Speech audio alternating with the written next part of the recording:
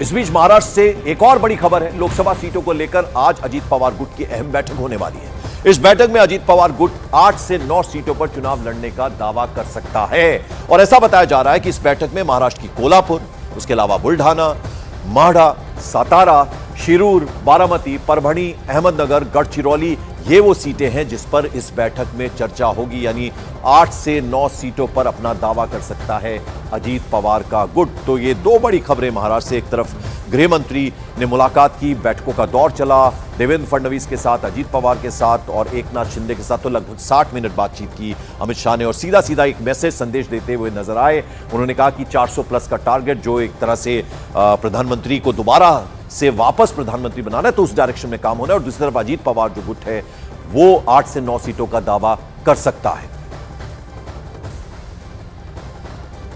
और महाराष्ट्र में बीजेपी गठबंधन में सीट शेयरिंग का जो फॉर्मूला बनता दिखाई दे रहा है, उसके मुताबिक महाराष्ट्र की 48 लोकसभा सीटों में से शिंदे कैंप 22 सीटों की मांग कर रहा है, जिनमें से उन्हें 16 से 18 सीटें मिल सकती हैं। उधर अगर अजीत पवार की बात करें तो उनका गुट 10 से 12 सीटें मांग रहा है और उसे 6 से 8 सीटें मिल सकती हैं और बाकी जगहों पर बीजेपी इलेक्शन लड़ेगी, चुनाव लड़ेगी। तो ये कुल मिलाकर जो लेखा जोखा है वो सामने आ रहा है। विवेक गुप्ता मेरे सहयोगी इस वक्त हमारे साथ। विवेक, मैसेज क्लियर है, गृह मंत्री ने इंटरवीन किया और उन्होंने 400 प्लस के टारगेट की बात की कि उसे कैसे अचीव करना है, उस डायरेक्शन में काम करना है और प्रधानमंत्री मोदी को एक बार फिर से वापस प्रधानमंत्री बनाना है। वो टारगेट होना चाहिए, वो लक्ष्य होना चाहिए।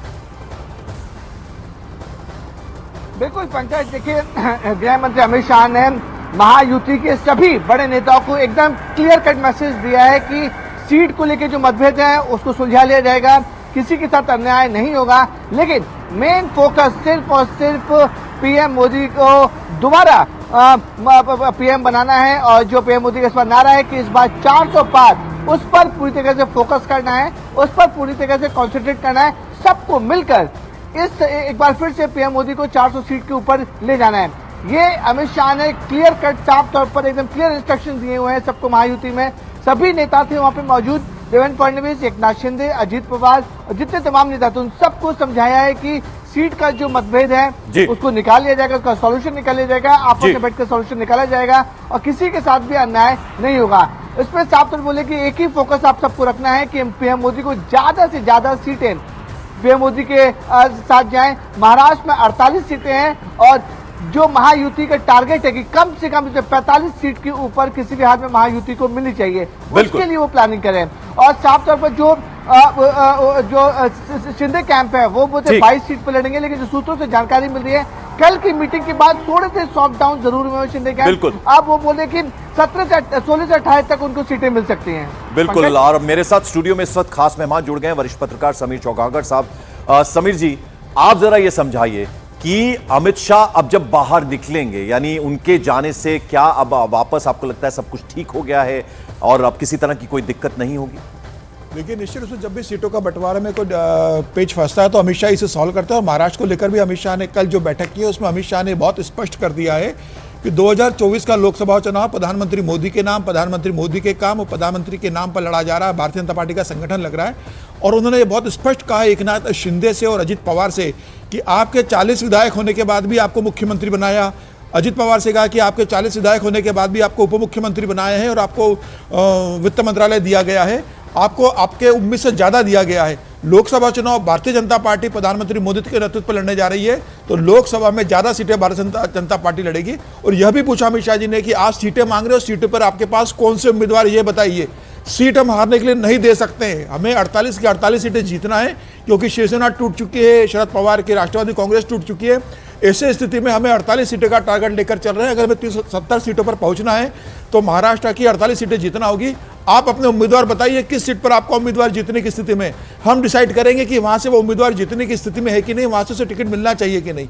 तो अमित शाह ने बहुत क्लियर कर दिया एकनाथ शिंदे और अजित पवार को कि लोकसभा चुनाव में उनकी बहुत ज्यादा सुनी नहीं जाएगी, उसके बाद होने वाले विधानसभाओं में जरूर उनका ध्यान रखा जाएगा। और महाराष्ट्र की राजनीति में जब विधानसभा चुनाव होंगे तो उनको उचित शेयर दिया जाएगा। लोकसभा चुनाव प्रधानमंत्री मोदी के नाम और उनके काम पे लड़ा जा रहा है तो उन्हें बहुत ज्यादा उम्मीद नहीं रखना चाहिए कि जो 2019 में 22 सीटें शिवसेना को मिली थी वो आपको मिलेगी। और अजित पवार से यह भी कहा गया है कि राष्ट्रवादी कांग्रेस तो 2019 में सिर्फ 4 सीटें जीती थी, आप कैसे 10 सीटें मांग रहे हो? तो मुझे लग रहा है कि अजित पवार को भी सीटें कम मिलेगी और एकनाथ शिंदे को भी भारतीय जनता बिल्कुल। तो पार्टी ये कम तो सीटें बात देने हमने वाली एक कैंप की कर ली समीर जी। सीट शेयरिंग पर मची तकरार का सामना महाविकास आघाड़ी को भी करना पड़ रहा है। लोकसभा की 48 सीटों का फॉर्मूला तय करने के लिए शरद पवार और उद्धव ठाकरे के बीच करीब 1 घंटे तक बैठक चली। बावजूद इसके कोई बात नहीं बनी और पार्टियों के बीच खटपट बरकरार है। सूत्रों के मुताबिक शिवसेना यूबीटी 23 सीटों से कम पर चुनाव लड़ने को तैयार नहीं है और इन 23 सीटों की लिस्ट लेकर उद्धव ठाकरे सिल्वर ओक पर शरद पवार से मिलने पहुंचे थे, जबकि प्रकाश अंबेडकर ने भी 27 सीटों का प्रस्ताव दिया है। ऐसे में मामला सुलझने के बजाय अब उलझता ही जा रहा है, यानी विपक्षी गठबंधन जो है वहां पर भी सब कुछ ठीक नहीं चल रहा है। अभी तक जो बैठकें का दौर चला है वो बेनतीजा ही रहे हैं। तो यहां पर भी पेच फंसा हुआ है। किस तरह से पेच फंसा हुआ है वो जरा हम आपको बता दें। तो महाराष्ट्र में लोकसभा की 48 सीटें हैं, लेकिन दावा जो है वो किस तरह से सीटों को लेकर किया जा रहा है। शिवसेना का उद्धव गुट 23 सीटों की मांग कर रहा है, कांग्रेस 15 सीटों की मांग कर रही है, शरद पवार गुट 10 सीटों की मांग कर रहा है और सबसे ज्यादा, जैसे कि हमने आपको बताया, प्रकाश अंबेडकर 27 सीटों की डिमांड कर रहे हैं। तो लगातार ये मामला उलझा हुआ है। हालांकि महाविकास आघाड़ी की बैठक के बाद कांग्रेस ने बड़ा दावा कर दिया है। कांग्रेस ने यह दावा किया कि 20 सीटों पर वो चुनाव लड़ेगी, उद्धव गुट 23 और शरद पवार गुट 5 सीटों पर चुनाव लड़ेगा। तो ये कहीं ना कहीं दर्शाने की कोशिश है, दिखाने की कोशिश है कि मामला सब कुछ ठीक होता जा रहा है अगर महाविकास आघाड़ी की बात करें। इस बीच एक बड़ी खबर मिल रही है। सांगली लोकसभा जो सीट है, सांगली लोकसभा सीट, उसको लेकर महाविकास आघाड़ी में जोरदार खटपट देखी जा रही है। सांगली सीट पर उद्धव गुट और कांग्रेस आमने सामने आ गए हैं। दोनों ही पार्टियां इस सीट पर अपना अपना दावा ठोक रही हैं। सूत्रों के मुताबिक कांग्रेस ने साफ कह दिया है कि सांगली सीट पर वो ही लड़ेगी, जबकि शिवसेना का उद्धव गुट भी पीछे हटने को तैयार नहीं है।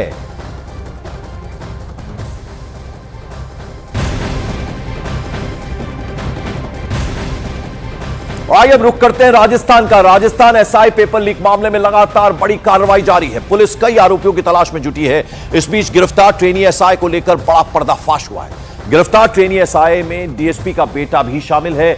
एसओजी ने trainee sub inspector Karanpal Godara, इसका नाम है करणपाल गोदारा, इसे गिरफ्तार किया था। गिरफ्तार प्रशिक्षु सब इंस्पेक्टर करणपाल गोदारा नागौर में डीएसपी ओम प्रकाश गोदारा का बेटा है। वहीं दावा यह भी है कि परीक्षा के दूसरे और तीसरे दिन पेपर लीक हुआ था।